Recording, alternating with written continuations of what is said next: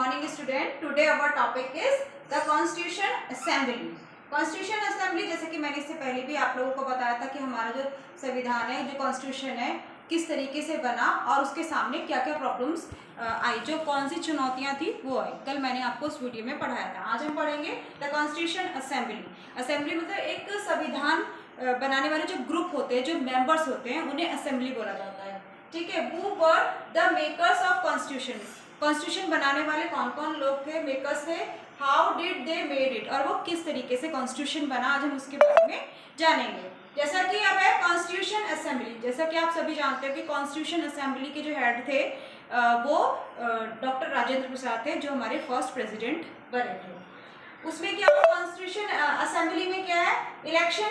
पहले constitution assembly में जो कुछ गिने चुने लोग थे, मतलब सारे लोग नहीं थे, कुछ मेंबर्स थे, वो किस तरीके से उस कॉन्स्टिट्यूशन असेंबली के मेंबर बने, क्योंकि उस समय तो जो इलेक्शन था उसका कोई प्रोसेस ही नहीं था। जैसे कि मैंने इससे पहले वाली वीडियो में आप लोगों को बताया था, प्रोविजनल है ना, लेजिस्लेचर एक हर एक स्टेट की अपनी अलग गवर्नमेंट थी, तो उसके अकॉर्डिंग वो अपने कुछ, चाहे वो नॉर्थ का हो, साउथ इंडिया हो, हर जगह से उस क्षेत्र में इलेक्शंस होकर इलेक्टेड होकर पर्सन को यहाँ पर भेजा जाता था कॉन्स्टिट्यूशन असेंबली में, यानी कि वो हर क्षेत्र से इलेक्ट होकर यहाँ पर आते थे।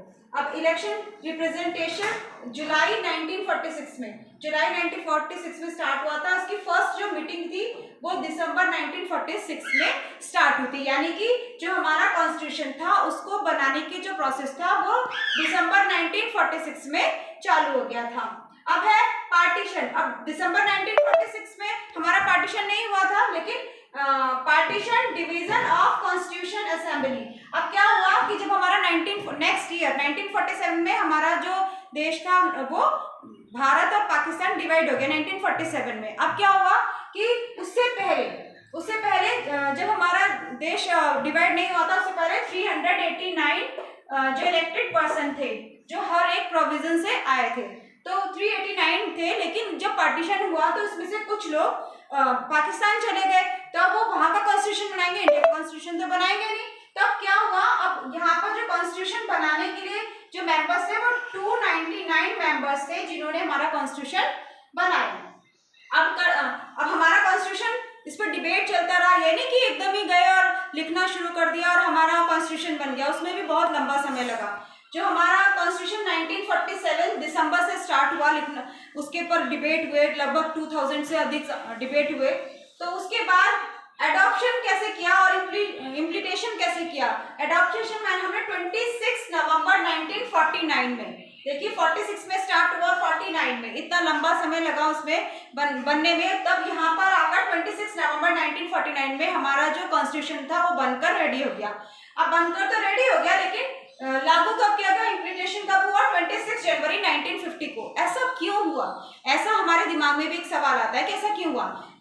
जब हम अगर देखते हैं कि 1929 में जो लाहौर में एक कांग्रेस का अधिवेशन हुआ था, जिसमें पंडित जवाहरलाल नेहरू जी ने कहा था कि 26 जनवरी को हम अपना पूर्ण स्वराज की मांग कर रहे हैं, हमारी पूर्ण स्वतंत्रता की मांग कर रहे हैं, तब वो डेट एक महत्वपूर्ण डेट थी। इसीलिए 26 जनवरी 1950 को हमारा जो इम्प्लीमेंटेशन था कॉन्स्टिट्यूशन का वो किया गया, और इसको रिपब्लिक डे के नाम से जाना जाता है, जो हम आज भी सेलिब्रेट करते हैं। एंड एक्सेप्टेशन ऑफ कॉन्स्टिट्यूशन को एक्सेप्ट करने के लिए अब हमारे पास, अब जैसे अगर हम नेपाल की बात करते हैं, इट्स लेजिस्लेसी, यानी कि अगर हम नेपाल की बात करें तो नेपाल का जो कॉन्स्टिट्यूशन है, वहां के लोग उस कॉन्स्टिट्यूशन से संतुष्ट नहीं थे, तो इसलिए उसमें बार बार चेंजेस हो रहे हैं। लेकिन हमारे कॉन्स्टिट्यूशन, इंडियन कॉन्स्टिट्यूशन में ऐसा कोई चेंज, इतना बड़ा कोई चेंज ही नहीं आया। उसका रीजन क्या है कि यहाँ की जितनी भी राजनीति, यानी कांग्रेस या अदर्स जो पार्टियां थी, वो हमारे कॉन्स्टिट्यूशन से पूरी तरीके से संतुष्ट थी।